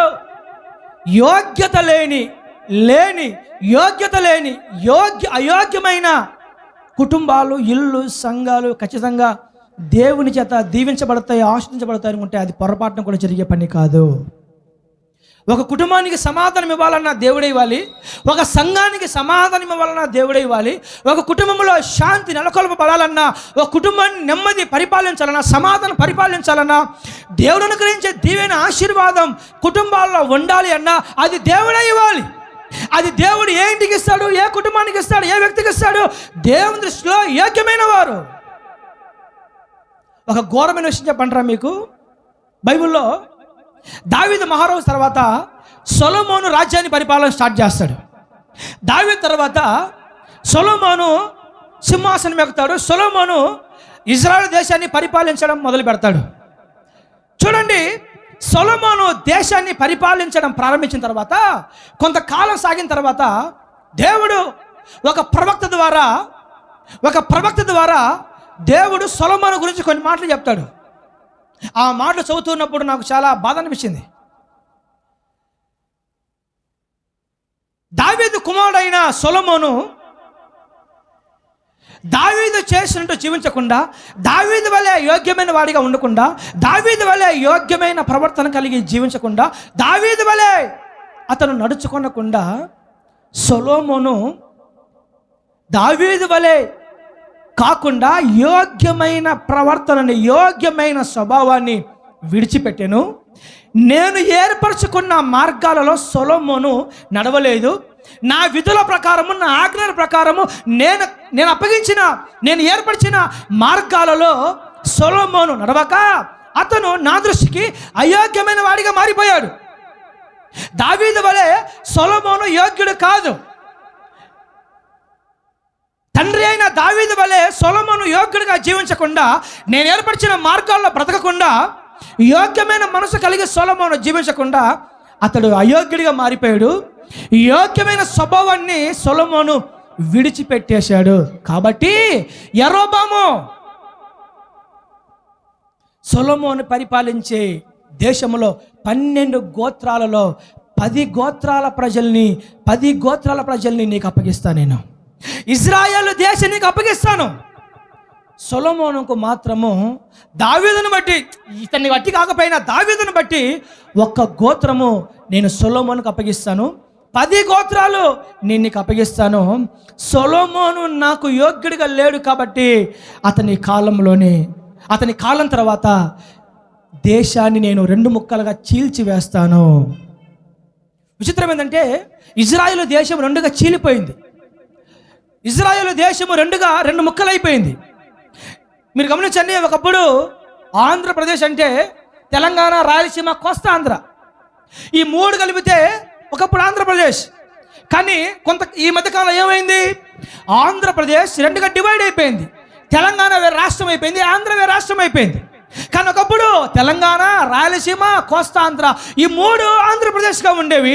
ఇప్పుడు తెలంగాణ ప్రత్యేకమైపోయింది. తెలంగాణ ఆంధ్రప్రదేశ్లోంచి చీలిపోయింది. బిడ్డలారా, మీకు ఐడియా ఉందా? ఆంధ్రప్రదేశ్ మ్యాప్ మీకు ఐడియా ఉంటే, ఒకవేళ తెలంగాణ, ఆంధ్ర, రాయలసీమ మొత్తం కలిసినప్పుడు ఆ ఇండియా లేదా ఆ ఆంధ్రప్రదేశ్ యొక్క మ్యాప్ చాలా అందంగా ఉంటుంది, ఆ గ్రాఫ్. ఇప్పుడు గమనించండి, తెలంగాణ పక్క వెళ్ళిపోయిన తర్వాత ఆంధ్రప్రదేశ్ ఒక ముక్కలాగా అయిపోయింది అనమాట. ఏదో ఒక అడ్డగీతలాగా, ఒక ముక్కలాగా మ్యాప్ మారిపోయింది. ఎందుకంటే చీలిపోయింది. అట్ ద సేమ్ టైం ఆ రోజుల్లో కూడా ఇజ్రాయేల్ దేశము చీలిపోయింది. ఇజ్రాయేల్ దేశం 2 ముక్కలైపోయింది. 2 ముక్కలు చేశాడు దేవుడు. ఎందుకు చేశాడు? సొలొమోను యోగ్యుడిగా బ్రతకటం లేదు. సొలొమోను నేను ఏర్పరచుకున్న మార్గాల్లో జీవించడం లేదు. యోగ్యమైన స్వభావం సొలొమోనుకు లేదు కాబట్టి దేశాన్ని చీల్చివేస్తా, 2 ముక్కలు చేస్తా నేను అని దేవుడు 2 ముక్కలు చేశాడు ఇజ్రాయెల్ దేశాన్ని. ఒకటి ఇజ్రాయెల్ దేశంగా, ఇంకోటి యూదా దేశంగా చేసి విరోధి అయిన, లోకానుసారుడైన, భయభక్తులేని వాడికైన యరొబాము అనే వ్యక్తికి 10 గోత్రాలు దేవుడు అప్పగించేస్తాడు. ఈ 10 గోత్ర ప్రజల్ని యరొబాము పాపపు మార్గం నడిపించి ఆఖరికి పతనం చేస్తాడు. ఆఖరికి ఎందుకు ఇజ్రాయెల్ కంట్రీ 2 ముక్కలుగా చీలిపోయిందనంటే, ఆ రాజ్యాన్ని పరిపాలించే ఆ రాజు దేవునికి యోగ్యుడిగా లేడు. సేమ్ కుటుంబాలకు దీన్ని అనువర్తిస్తే, బిడ్డలారా, కుటుంబాలలో కుటుంబ పెద్దలు దేవుని దృష్టికి యోగ్యులుగా లేకపోతే కుటుంబాలు చీలిపోతాయి, కుటుంబాలు ముక్కలైపోతాయి. కుటుంబాలే కాదు, సంఘాలు కూడా చీలిపోతాయి, సంఘాలు కూడా ముక్కలైపోతాయి. అందుకే ఒక వ్యక్తి దేవుని దృష్టికి మంచివాడిగా, దేవుని దృష్టికి యోగ్యమైన వాడిగా ఉండాలి. హల్లెలూయా. అందుకే చాలా కుటుంబాలు చీలిపోతున్నాయి, చాలా కుటుంబాలు ముక్కలైపోతున్నాయి, చాలా సంఘాలు డివైడ్ అయిపోతున్నాయి, చాలా సంఘాలు ముక్కలైపోతున్నాయి. కుటుంబాలు ఎందుకు 2గా చీలిపోతున్నాయి? కుటుంబాలు, సంఘాలు, జీవితాలు ఎందుకు 2గా ముక్కలైపోతున్నాయి, 2గా చీలిపోతున్నాయి? సమాధానము, నెమ్మది లేక మనస్పర్ధల చేత, వివాదాల చేత, గొడవల చేత, తగువుల చేత, అనేక రకాలైన వివాద అంశాల చేత ఎందుకు కుటుంబాలు, సంఘాలు చీలిపోతున్నాయి? నెమ్మది కోల్పోతున్నారు, 2 ముక్కలైపోతున్నాయి, బ్రతుకులు, జీవితాలు చీలిపోతున్నాయి అంటే ఆ కుటుంబ పెద్దలు, ఆ కుటుంబాన్ని పరిపాలించే యజమానులు దేవుని దృష్టికి యోగ్యమైన వారిగా, మంచివారిగా, దేవుడు ఏర్పరిచిన మార్గములు నడిచేవారిగా లేరు. కాబట్టి నేను ఒక మాట చెప్తాను, మనము దేవుని దృష్టికి యోగ్యులుగా ఉండకుండా దేవుడు ఏర్పరిచిన మార్గాలలో, దేవుడు నడవమని చెప్పిన ఆజ్ఞల మార్గంలో, దేవుడు చెప్పిన వాక్యానుసరమైన బ్రతుకుల్లో, దేవుడు చెప్పిన అడుగు జాడల్లో, దేవుడు వేసిన పునాది మార్గంలో ఒకవేళ మనం నడవకపోతే, బిడ్డరా వినాలి, నడవకపోతే కుటుంబాలైనా, జీవితాలైనా, బ్రతుకులైనా చీలిపోవడం, రెండు ముక్కలైపోవడము ఖాయము. హల్లెలూయా. యరొబాముతో దేవుడి యొక్క మాట ఏంటంటే, సొలొమోను నాకు యోగ్యుడిగా లేడు. ఒకప్పుడు ప్రియుడిగా ఉన్నాడు. సొలొమోను అంటే చాలా ఇష్టం. సొలొమోను నాకు బహు ప్రియుడు. సొలొమోను నాకు ఇష్టమైన వాడు. ఇలాంటి ఏమైపోయాడు? నాకు ప్రియుడు కాకుండా శత్రువుగా మారిపోయాడు. వీడు యోగ్యుడిగా కాకుండా అయోగ్యుడిగా మారిపోయాడు. సొలొమోన్ అయోగ్యుడిగా మారిపోయాడు కనుక, అయోగ్యుడు కాదు కనుక నేను దేశాన్ని, రాజ్యాన్ని చీల్చివేస్తున్నాను. కాబట్టి నా మనసులో ఉన్న మాట అంతా ఒకటే, మనము దేవుని దృష్టికి యోగ్యమైన బ్రతుకుదుమగాక. యోగ్యత అనండి, యోగ్యత. బోయాజు రూతుతో ఒక మాట చెప్తాడు, నా కుమారి రూతు, నువ్వు యోగ్యత కలిగిన దానవు. ఏంటంట? నా కుమారి రూతు, నీవు యోగ్యత కలిగిన దానవు, యోగ్యమైన దానవు నీవు. అయ్యా, రూతు యోగ్యురాలా?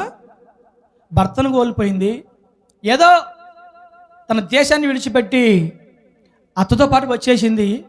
ఈ స్త్రీనికి ఏం కనపడింది బోయాజు అంటే, రూతులో యోగ్యత కనపడింది బోయాజ్. అందుకే నా కుమారి, నువ్వు యోగ్యత కలిగిన దానవు, నువ్వు యోగ్యురాలవు నీవు. ఆయన అంటాడు, బోయాజు ఎలా అర్థమైంది అయ్యా యోగ్యులమని ఎలా అర్థమైంది అని అంటే, ఒకప్పుడు ఉండే నీ సత్ప్రవర్తన కంటే ఇప్పుడుండే నీ సత్ప్రవర్తన మరీ ఎక్కువైంది. అంటే ఒకప్పుడు ఉండే మంచి క్రియల కంటే, సత్ప్రవర్తన కంటే, సత్క్రియల కంటే ఇప్పుడున్న ప్రవర్తన, ఇప్పుడున్న క్రియలు ఇంకా మంచిగా మారాయి. మునుపటి సత్ప్రవర్తన కంటే నీ వెన్నుకటి సత్ప్రవర్తన మరీ ఎక్కువైంది. కాబట్టి నీవు యోగ్యురాలవు, యోగ్యత కలిగిన దానవు. నేను నీకు న్యాయం చేస్తాను. భర్తను కోల్పోయిన, సొంత దేశాన్ని వదిలిపెట్టిన, తల్లిదండ్రులు వదిలేసిన, ఒక అనాథగా, అత్త మాత్రమే ఆధారం, ఒక అనాథగా జీవించిన ఆ రూతు జీవితాన్ని బోయాజు పెళ్లి చేసుకొని, రూతు వంశంలో నుంచి యేసుక్రీస్తు ప్రభువు లోక రక్షకు నడిపించి, రూతును దేవుడు కట్టడానికి, దీవించడానికి, సమాధానం చేత, ఆశీర్వాదం చేత రూతు జీవితాన్ని దేవుడు ఘనపరచడానికి ఒకే ఒక కారణము, రూతు యోగ్యత కలిగిన స్త్రీ. రూతులో యోగ్యత, యోగ్యురాలుగా రూతు కనబడుతుంది. ఎలా అర్థమైంది యోగ్యురాలని? ఒక వ్యక్తి యోగ్యత కలిగిన వాడు, దేవుని దృష్టికి యోగ్యమైన వాడు, యోగ్యత కలిగిన వాడు అని మాకు ఎలా అర్థమవుతుందంటే, అతని క్రియలను బట్టి, అతని ప్రవర్తనను బట్టి, అతని సత్ప్రవర్తన బట్టి, అతని సత్క్రియలను బట్టి వాళ్ళు యోగ్యులు కాదు అర్థమవుతుంది.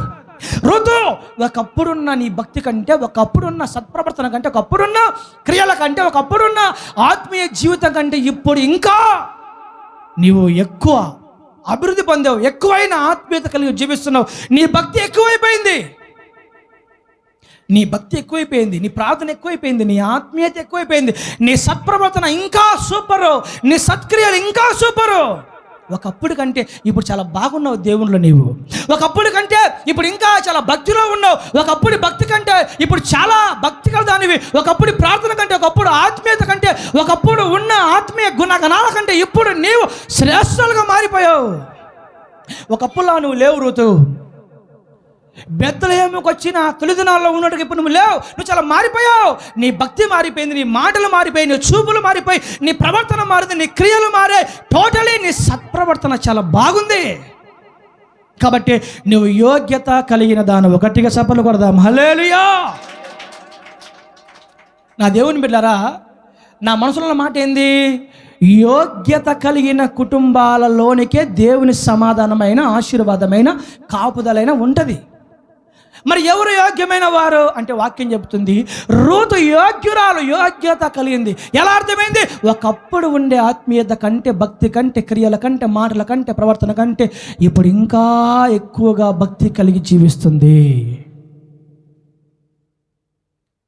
కానీ ఈ దినాల్లో ఆపోజిట్ అంతా శివన, ఈ దినాలు అంతా ఆపోజిట్. ఒకప్పుడు చేసామునైనా ప్రార్థన, ఇప్పుడు చేయలేకపోతున్నామయ్యా అంటది. ఎవరా? ఒక మనిషి ఉంది. ఒకప్పుడు నాయన నువ్వు పుట్టక ముందే తీసుకున్న బాప్తిస్మ, నువ్వు చర్చికి వెళ్ళకముందే నేను అన్ని భాషలు మాట్లాడి ఆత్మతో నింపబడి ఎగిరి ఆపకీపక తన్నేదాన్ని నేను. నువ్వు పుట్టకముందే ఇంత చేసానయ్యా, ఇప్పుడు ఎంతగానే నేను చేయలేకపోతున్నాను అయినా. నువ్వు పనికి మాట పక్కన పెట్టి దేవుని సువార్త చెప్పే సువార్తమ్మ అని చెప్పేవాడిని నేను. ఈ మనిషి సువార్త చెప్పని పాస్టర్ గారు సువార్తమ్మ అని పేరు పెడితే ఎప్పుడు ఎంతసేపు దుర్వార్తని చెప్తా ఉండేది. సువార్త చెప్పమని సువార్తమ్మని పేరు పెట్టాడు. కానీ ఈ మనిషి ఏం చేస్తుంది? సువార్త చెప్పకుండా దుర్వార్త చెప్తుంది. ఎక్కడ పోయినా దుర్వార్తే, దుర్వాసన, దుర్వార్త. నెలకు ఒకసారి స్నానం చేస్తాను అనుకుంటా బహుశా. అది మామూలు దుర్వాసన కాదు. అది మీకేం తెలుసు? మా పక్కన ఉంటే మీకు అర్థమవుతుంది. ఒకరోజు కార్లో వెళ్తా ఉంటే ఆ మనిషిని ఎక్కించుకొని గ్లాస్ క్లోజ్ చేసాం. ఈ మనిషికి ఏం తెలుసు? ఎడ్డది ఆ మనిషి. ఆ గ్లాస్ ఓపెన్ అనుకొని వెళ్ళారా, గ్లాస్ క్లోజ్ చేశాం కదా, గ్లాస్ కనిపించలే మనిషికి. అది గ్లాస్ ఓపెన్ అనుకొని ఊసిందంతే.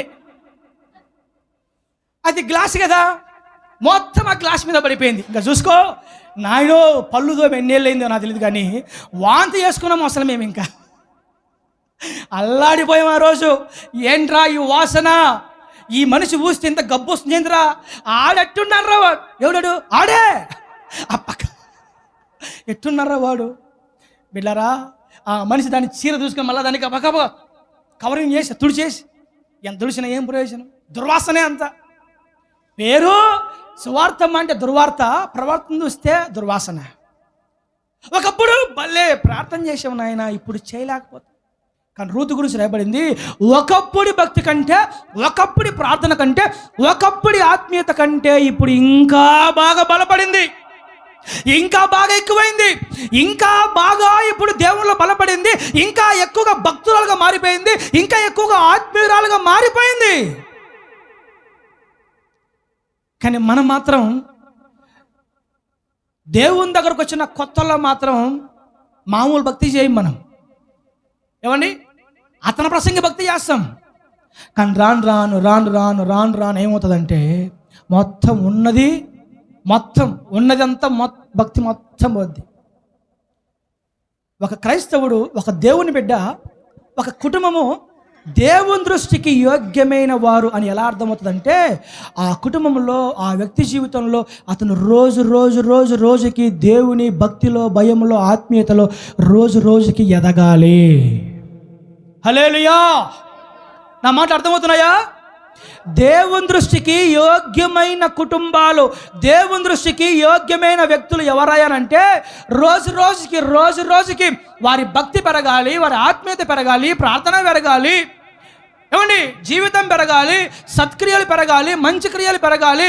వారి జీవితంలో దేవుని విషయంలో ఇంకా రోజుకి వారి భక్తి మార్పు రావాలి, పెరగాలి, ఇంకా దేవుళ్ళు ఎదగాలి.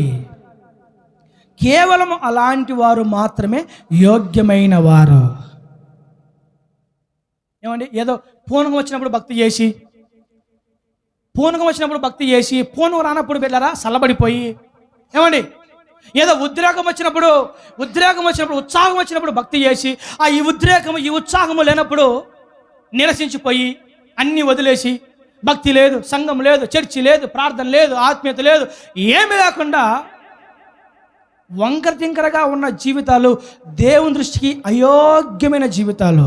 ఇలాంటి కుటుంబాల్లో సమాధానము, నెమ్మది, ఆశీర్వాదము దేవుడు ఎప్పటికీ అనుగ్రహించలేడు. అది ఆయన వల్ల కూడా కాదు. కాబట్టి మనము దేవుని దృష్టికి యోగ్యమైన వారముగా ఉందుముగాక. హల్లెలూయా, హల్లెలూయా. యేసుప్రభు అంటాడు, శిష్యులను పిలిచి ప్రజలతో అంటాడు ఒక మాట. ఏమని? మనుషులు మీ సత్క్రియలు చూసి, మీ సత్ప్రవర్తన చూసి మీ పరలోకపు తండ్రిని మహిమపరుచున్నట్లు వారి ఎదుట మీ వెలుగు ప్రకాశింపనీయుడే అంటాడు యేసయ్య. అంటే అర్థం ఏంటి? ప్రజలు లోకస్తులు మన క్రియలని, మన ఆత్మీయతని, మన గుణాలని, మన సుగుణాలని, మన సత్క్రియలని, ఏమండి మన మంచి ప్రవర్తనని ప్రజలు చూచి నిజంగా వీరు దేవుని బిడ్డలు, నిజంగా వీళ్ళు యేసుక్రీస్తు పిల్లలు, నిజంగా వీరు యేసై నమ్ముకున్న ప్రజలు, నిజంగా వీరు మంచి ఆత్మీయులమ్మా అని లోకస్తులు, అన్యజనులు మన గురించి చెప్పాలి అని యేసుక్రీస్తు ప్రభు ఇలా ఉండమని, ఇలా జీవించమని తన శిష్యులకి యేసయ్య బోధించాడు. హల్లెలూయా. నా దేవుని బిడ్డలారా, మనుషులు మనం చూసినప్పుడు ఏమనుకోవాలి?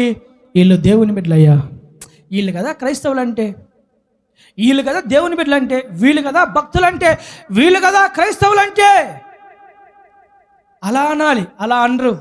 మళ్ళీ వాళ్ళు దేవుని బిడ్డలు అంటమ్మా, వాళ్ళు చర్చి కూడా పోతారు. మళ్ళీ చర్చి కూడా పోతారు. వాళ్ళకి ఎందుకు? వారి మొహాలకు చర్చ అవసరమా? వారి మొహాలకు చర్చ అవసరమా? మళ్ళీ వాళ్ళు చర్చికి వెళ్తారు, ఏం ప్రయోజనం? మళ్ళీ అతను ప్రార్థన చేస్తాడు, ఏం ప్రయోజనం? మళ్ళీ అతను దేవుని మాటలు చెప్తాడమ్మా, ఏం ప్రయోజనం? ఇలా మళ్ళీ చర్చకి పోతారు మొహాలకి. ఇలా మొహాలకి చర్చ అవసరమా? ఇలా మొహాలకు దేవుడు అవసరమా? ఇలా చెప్తూ ఉంటారు ఎక్కువగా ప్రజలు, అన్యులు. అలా చెప్పకూడదు. వీళ్ళు నిజమైన దేవుని బిడ్డలు. వీళ్ళు కదంటమ్మా దేవుని బిడ్డలు అంటే, వీళ్ళు కదా మంచి ఆత్మీయులు అంటే. ఈ బిడ్డ దేవుని బిడ్డ, ఈ బిడ్డ మంచి ఆత్మీయురాలు అని అన్యులు, లోకస్తులు మన గురించి చెప్పేటంతగా మన ఆత్మీయత అభివృద్ధి పొందునుగాక. కాస్త ఆలోచించండి మనసు పెట్టి బిడ్డలారా, కాస్త ఆలోచించండి మనసు పెట్టి. మనం మారాలి, చాలా మారాలి మనం చాలా మారాలి, ఇంకా చాలా మారాలి, చాలా మారాలి. మన ప్రవర్తన చాలా మారాలి, మన క్రియలు చాలా మారాలి, మన మాటలు, మన సద్భక్తి, మన విధానాలు, మన విధి విధానాలు, మన ఆలోచనలు, మన తలంపులు, మన వస్త్రధారణ, మన మాటలు, సమస్తము మనలో ఉన్న ఆత్మీయత చాలా ఇంకా డెవలప్ అవ్వాలి, ఇంకా వర్ధిల్లాలి. అలాంటి వారు ఎవరు? యోగ్యులు.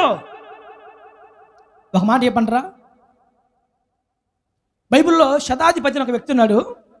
శతాధిపతి గురించి అన్యులు, లోకస్తులు ఏమని సాక్ష్యం ఇస్తారంటే, యేసు ప్రభు దగ్గరకు వచ్చి, అయ్యా నీ వలన ఇతను మేలు పొందుటకు యోగ్యుడయ్యా, నీ వలన మేలు పొందడానికి ఇతను యోగ్యుడని శతాధిపతి గురించి అన్యజనులు యేసు ప్రభుతో చెప్తున్నారు.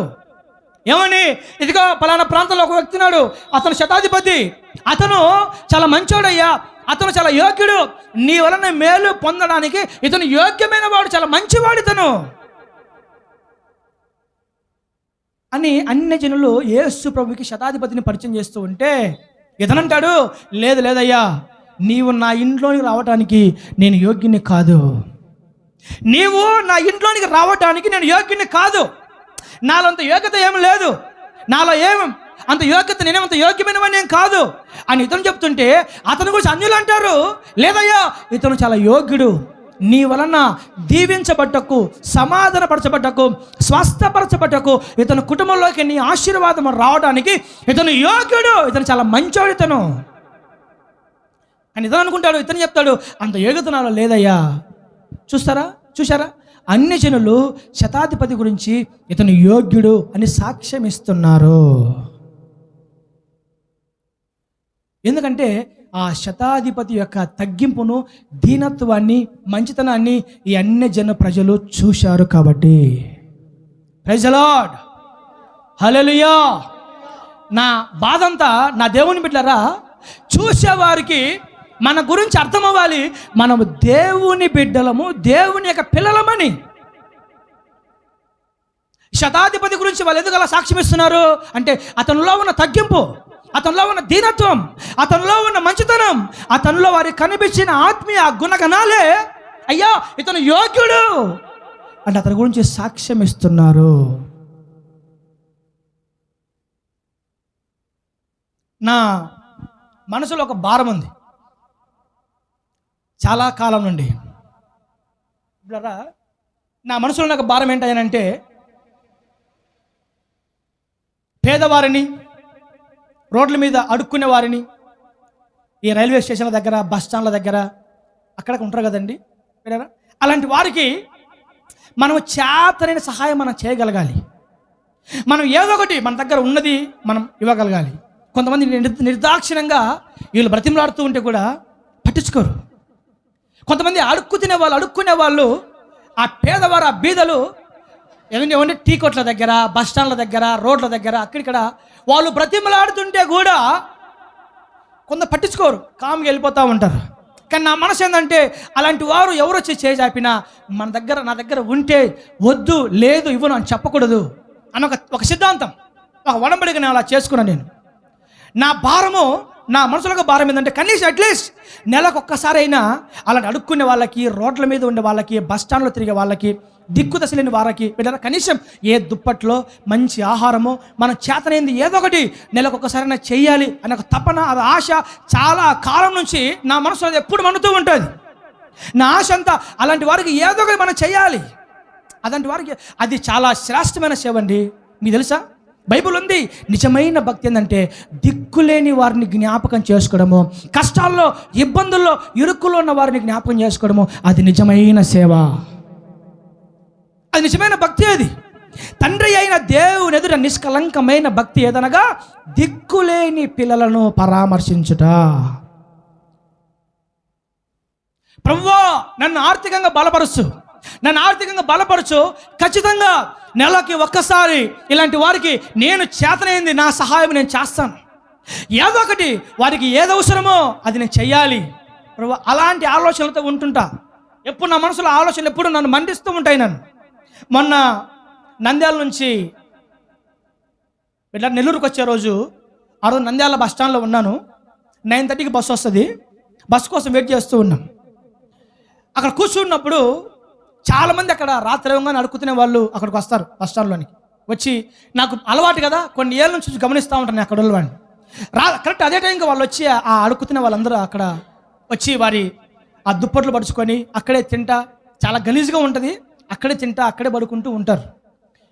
మొన్న నేను మంగళవారం రోజు ఊరు అక్కడి నుంచి వస్తున్నప్పుడు ఆ బస్ స్టాండ్లో ఒక ఆమె కనపడిందండి, అడుక్కుతున్నామి, చాలా ముసలామి బిళ్ళరా, ఆ గిన్నెలు, ఆ దుప్పట్లు అంతా ఆడేసుకొని బైబిల్ చదువుకొని ప్రార్థన చేస్తూ ఉంది. నేను అటు వెళుతూ వెనక్కి వచ్చేసి మళ్ళీ నా చూపు అంతా ఆమె మీద పడిపోయింది.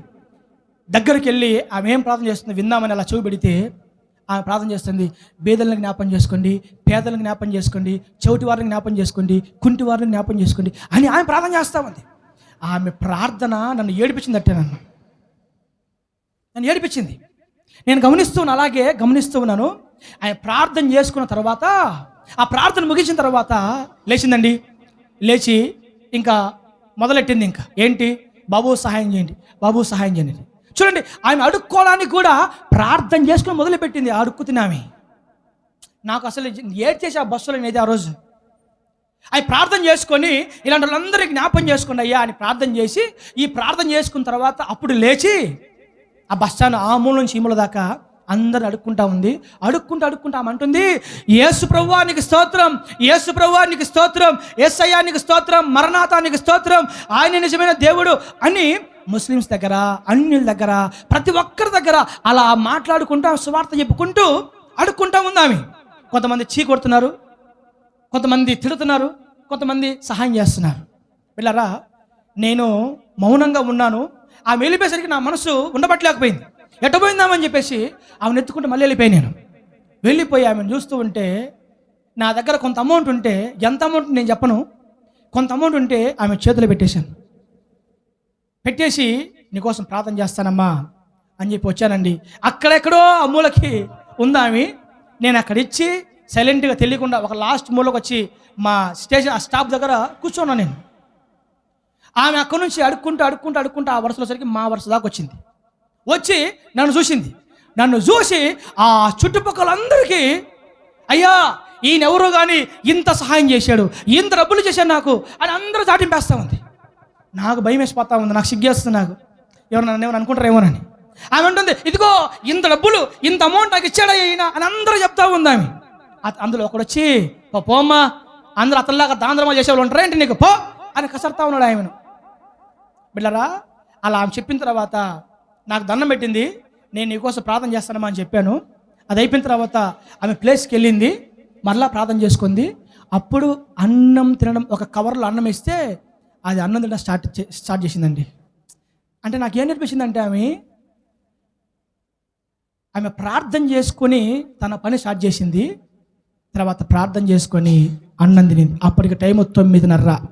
ఆ చుట్టుపక్కల అడుక్కు తిన్న వాళ్ళందరూ తినేసి పడుకునేశారు. అడుక్కొని వచ్చి ప్రార్థన చేసుకొని అప్పుడు ఆమె అన్నం తిన్న స్టార్ట్ చేసిందండి. నేను చెప్పే ఈ అమ్మాయితో, ఇలాంటి వాళ్ళని బట్టి మనం బలపరచబడాలి, ఇలాంటి వాళ్ళని బట్టి మనం ధైర్యపరచబడాలి. ఆమెకి ఎవరూ లేరు. ప్లాట్ఫామ్ బస్ స్టాండ్లో అడుక్కు తినేమే అంత ధైర్యంగా దేవుని కోసం జీవిస్తుంది. మనం ఎందుకు కొన్నిసార్లు కులికిపోతూ ఉంటాం, మనం ఎందుకు కొన్నిసార్లు ఏడుస్తుంటాం, ఎందుకు మనం అధైర్యపడుతూ ఉంటాం, కొన్నిసార్లు దిగులు పడుతూ ఉంటాం. మనం చూడు ఆమెను చూసి మనం ధైర్యపరచబడాలి, ఆమెను చూసి మనం బలపరచబడాలి. నిజంగా నా ఆత్మీయత నాకు ఆ రోజు చాలా బలపరచబడ్డా. నేను అడుక్కు తినే ఆమెకున్న ధైర్యం నాకు లేదే, అడుక్కు తినే ఆమెకు దేవుని మీద ఉండే విశ్వాసం నాకు లేదే, అడుక్కు తినే ఆమెకి దేవుడి మీద ఉండే ఆ ప్రేమ ప్రభువా నాకు లేదే, అడుక్కు తినే ఆమెకు ఉండే ఆ గుండె దమ్ము నాకు లేదే. ఆమె అంత సంతోషంగా దర్జాగా జీవిస్తుంది. అడుక్కు తినే ఆమె కూడా దేవుడి మీద ఆధారపడి ప్రార్థన చేసుకుని అడుక్కుంటుంది, ప్రార్థన చేసుకుని భోజనం చేస్తుందండి. నిజంగా ఇలాంటి వాళ్ళు ఎంతమంది ఉంటారో భూమి మీద కదా, ఇలాంటి వాళ్ళు భూమి మీద ఎంతమంది ఉంటారో దేవుని బిడ్డలారా. నా మనసులో ఒక తపన, ఒక ఆశ ఏంటంటే అలాంటి వాళ్ళు కనీసం చేతనైతే దుప్పట్లైనా మంచి ఆహారమైనా ఉంటుంది, కానీ మన చేతనైంది మనము చెయ్యాలి. ఈ సందర్భంగా నేను మీకు అందరూ ఒక మాట చెప్తాను. మీరు ఆగున్నప్పుడు బస్ స్టాండ్లలో, టీ కొట్ల దగ్గర ఎక్కడైనా అడుక్కు తినేవారు ఎవరైనా మీ దగ్గరకు వచ్చి చెయ్యి చాచితే, మీ దగ్గర ఉంటే పొర్రపాటున కూడా మీరు వెను తిరగకూడదు. దేవునికి లెక్క చెప్తారు, జాగ్రత్త. మీరు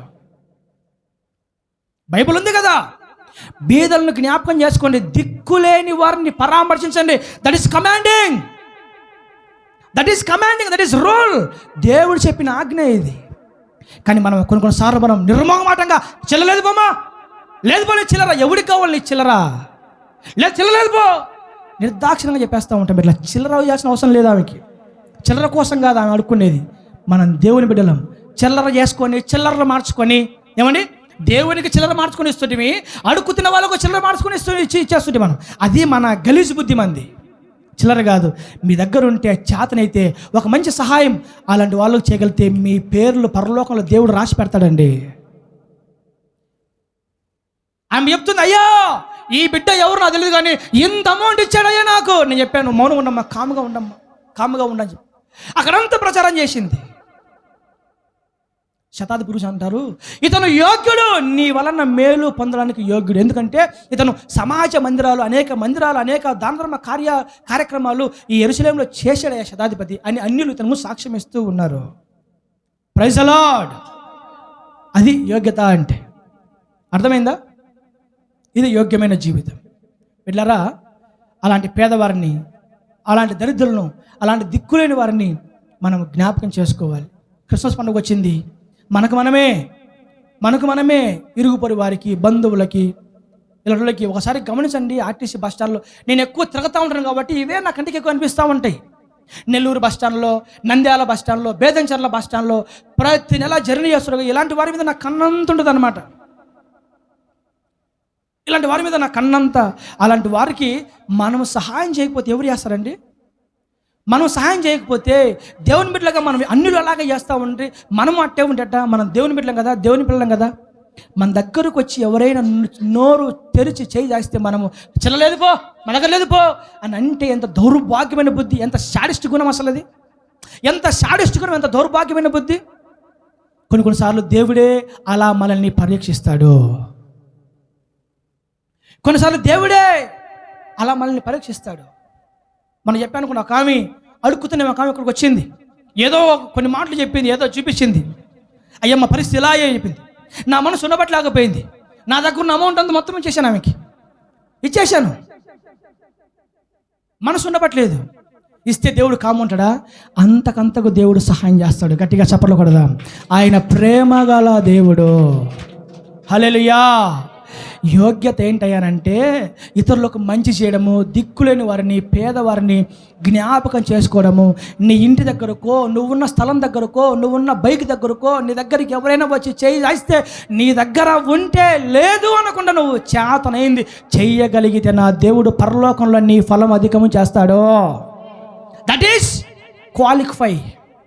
అది యోగ్యత అంటారు దాన్ని, యోగ్యత. అలాంటి వాళ్ళు యేసయ్య కావాలి. అలాంటి వాళ్ళు యేసయ్యకి కావాలి. మీరు అనండి, ఒక ప్లాన్ చేసుకొని నెలకింత అమౌంట్ సమకూర్చి పేదలకి ఇలాంటి బెడ్షీట్లు కానీ, ఫుడ్ కానీ, వస్త్రాలు కానీ, ఇంకా ఏవైనా మనం చేయగలిగితే ఇంతకు మించిన సేవా భక్తి మరొకటి లేదు భూమి మీద. ఇది యోగ్యమైన కార్యకలాపాలు, యోగ్యులు చేసే క్రియలు ఇవి. హల్లెలూయా.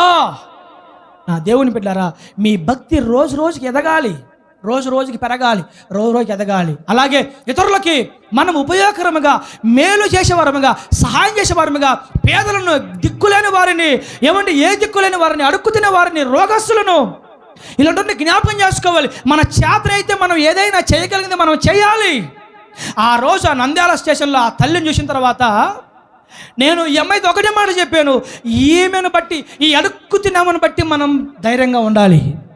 ఈమెకే దేవుడు సహాయం చేస్తే మనకు దేవుడు సహాయం చేయడా? ఆమె ఒక ముసలామి. నేను ఈ అమ్మాయితో చెప్తా ఉన్నా, ఆ రోజు పాస్టర్తో చెప్తున్నాను, మనం చనిపోతే మన వారు మనకు మంచి పెట్టె తయారు చేసి, మంచి విలువగల పెట్టెలు పెట్టి, మళ్ళీ గౌరవప్రదంగా మన సమాధిని చేస్తారు. కానీ ఇలాంటి వాళ్ళు చచ్చిపోతే ఆలోచించండి. శివన్న, ప్రభాకరన్న, పేదవాళ్ళు చచ్చిపోతే గౌరవప్రదంగా వారికి సమాధి తయారు చేసి, సమాధి పెట్ట చేసి, గౌరవంగా వారిని అంత్యక్రియ చేస్తారా? చేయరు. ఏ దిబ్బల్లోనో, ఏ బస్ స్టాండ్లోనో, ఏ దిబ్బ గుంతల్లోనో కాల్చి పడేసేయడమో, లేదా ఎక్కడైనా పడేసేయడమో, దిబ్బ గుంతల్లో ఎక్కడైనా పడేసేయడం. కనీసం వారు చస్తే వారి శవాన్ని చూడడానికి కూడా ఎవరు రాలేని పరిస్థితి వారికి ఉన్నా, వారు ధైర్యంగా దేవుని మీద ఆధారపడి వారు బ్రతుకుతున్నారు. ఇవన్నీ ఆలోచిస్తుంటే నాకు ఏడుపు వచ్చేసింది. ఆ రోజు బస్సులంతా అదే ఆలోచన. నాకు సస్తే కూడా కనీసం చూడడానికి ఎవరు లేరు, కనీసం సమాధి పెట్టే తయారు చేయడానికి ఎవరు లేరు. వాళ్ళకి అడుక్కుతున్న వాళ్ళకి ఎవరుండరు. వారు చస్తే ఆ దిబ్బల్లోనో, ఎక్కడో గుట్టల్లోనో, చెట్లలోనో, హాస్పిటల్ ఎక్కడైనా, లేదా బస్ స్టాండ్లో ఎక్కడో దగ్గర కాల్చి పడేసేయడము. వారు చస్తే వారి సమాధి కూడా ఎవరు చూడడానికి రారు, ఎవరు పట్టించుకోరు. వాళ్ళకి ఆ సంగతి వాళ్ళకు తెలుసు. మేము చేస్తే మా కోసం ఎవరు అయినా కూడా వారు దేవుని మీద ఆధారపడి బ్రతికే వాళ్ళు బిడ్డారా. అలాంటి వాళ్ళేం ధైర్యంగా ఉంటే మనం ఎందుకు కృంగిపోతూ ఉంటాం? మనం ఎందుకు సేవ గురించి ఆలోచిస్తూ దిగులు పడుతూ ఉంటాం? మనం ఎందుకు ఈ మధ్యకాలంలో టైఫాయిడ్ ఫీవర్ వచ్చినప్పుడు బీపీ టెస్ట్ చేశాను. బీపీ టెస్ట్ చేస్తే 180 ఉంది. ఎంత? 180. డాక్టర్ షాక్ అయిపోయాడు. ఏంటయ్యా 180 బీపీ ఏంటి? నువ్వు ఖచ్చితంగా ట్యాబ్లెట్ వాడాల్సిందే అన్నాడు. సార్ నాకేంది 180 బీపీ? అవునయ్యా, చూడు, ఎవరికైనా ఇంత బీపీ ఉంటే నువ్వు ఎలా ఉండగలుగుతావు? అసలు నువ్వు వాడాల్సిందే ట్యాబ్లెట్. నేను చెప్పాను, జ్వరంలో ఏమన్నా అలా వచ్చిందేమోలే, ఇంతవరకు ట్యాబ్లెట్స్ వాడలేదు అని చెప్తే, నువ్వు జాగ్రత్త, కాస్త ఉప్పు కారం తగ్గించు అని చెప్పారనమాట. ఎందుకంత పెరిగిందంటే ఏదో ఒక సంథింగ్ ఆలోచనలు. అప్పుడు అనుకుంటున్నా నేను, అలాంటి వాళ్ళని చూసి మనం ధైర్యంగా ఉండాలి. అడుక్కు తినేవారిని, వారిలో ఉన్న ఆ తెగింపు కూడా దైవజనులుగా, దేవుని బిడ్డలుగా మాకు లేదే ప్రభువా. యోగ్యత, ఇతరులకి చేయగలిగిన సహాయము చేయడమే యోగ్యత. Praise the lord. శతాధిపతి అతను మేలు, ఇతరులకు సహాయం చేసి గుణం గలవాడు. అతను సహాయం చేసి గుణంవాడు. నేను ముగిచేస్తున్న బిడ్డలారా ఇంకా. కాబట్టి ఏ ఇల్లు, ఏ కుటుంబం దేవుని దృష్టికి యోగ్యులుగా ఉంటారో అలాంటి వారికే దేవుడు తన సమాధానము అనుగ్రహిస్తాడు. అలాంటి యోగ్యత మనము దేవుని దగ్గర సంపాదించుకుందాము గాక. కళ్ళు మూసుకుందాం, మోకరిద్దాం.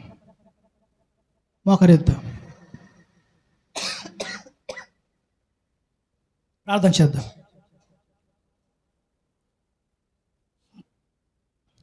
చేద్దాం. చూడు, ఇంతవరకు చెప్పిన ఆ గుణగణాలు ఏవైనా మనలో ఉన్నాయా?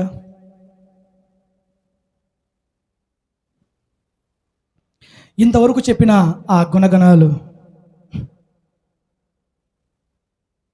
ఏవైనా మనలో ఉన్నాయా?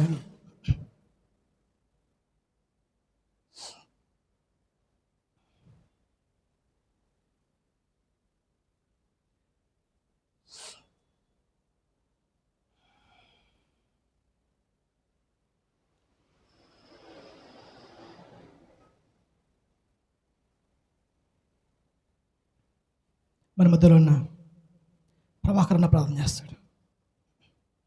ప్రభాకరణ ప్రార్థన చేస్తాడు. చేయి బలంగా చేయి.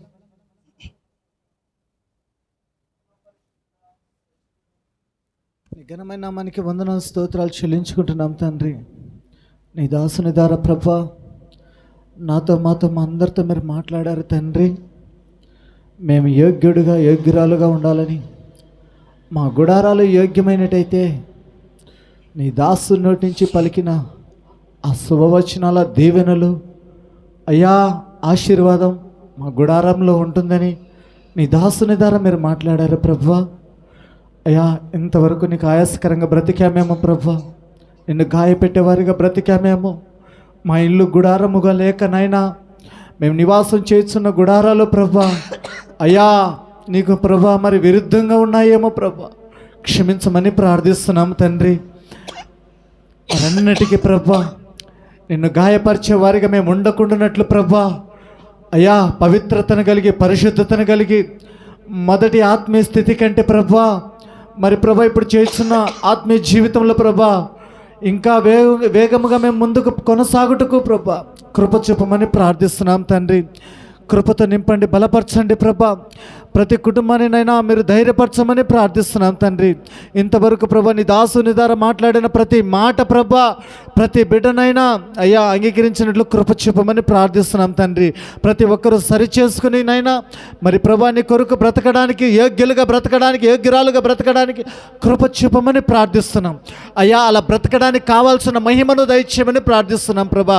పరిశుద్ధతను దయచేయండి ప్రభా, ఆత్మీయ జీవితంను దయచేయండి ప్రభా అయ్యా. కావాల్సిన కృపను దయచేయమని ప్రార్థిస్తున్నాం ప్రభా అయ్యా. బిడ్డలు ప్రభా నీ సన్నిధిలో గడపడానికి ప్రభా అయ్యా ఇంతవరకునైనా వెనకడుగు వేశారేమో ప్రభా అయ్యా, నిన్ను గాయపెట్టే వారిగా ఉన్నారేమయ్యా అయ్యా.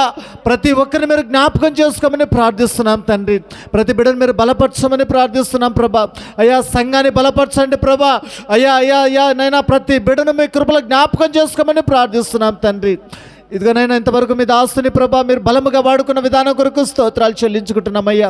మీ దాసుని ఇంకా బలపరచండి ప్రభా, మహిమతో నింపమని ప్రార్థిస్తున్నాము తండ్రి అయ్యా అయ్యా. అనేకమైన ప్రాంతాలలో మీరు వాడుకుంటున్న విధానం కొరకే స్తోత్రాలు చెల్లించుకుంటున్నాం ప్రభా. మీ దాసునికి ఇచ్చిననైనా అయ్యా తలాంతులను బట్టి మీ సన్నిధిలో సాగిలపడుతున్నాము ప్రభా అయ్యా. మీకే వందనాలు చెల్లించుకుంటున్నాం తండ్రి. ఈ పరిచర్యను ప్రభా అయ్యా మీరు దీవించమని ప్రార్థిస్తున్నాం ప్రభా అయ్యా. ఇప్పుడు చేసే భక్తి కంటే ప్రభా అయ్యా నీ నామాన్ని ప్రకటించే వారిగా అయ్యా ప్రతి బిడ్డను ప్రభా మీ యొక్క ఆత్మాభిషేకంతో నింపమని ప్రార్థిస్తున్నాం ప్రభా అయ్యా. మేము నిర్లక్ష్యముగా లేక ప్రభా అయ్యా అయ్యా అయ్యా బద్ధకస్తులుగా లేక ప్రభా అయ్యా నీ నామాన్ని ప్రకటించే వారిగా ఈ పరాక్రమశాలిలో ప్రతి బిడ్డ మీద ప్రభా అటు ఆత్మతో నింపమని ప్రార్థిస్తున్నాం ప్రభా. ప్రతి ఒక్కరికి బాధ్యతను భారమును కలుగు చేయమని ప్రార్థిస్తున్నాం ప్రభా.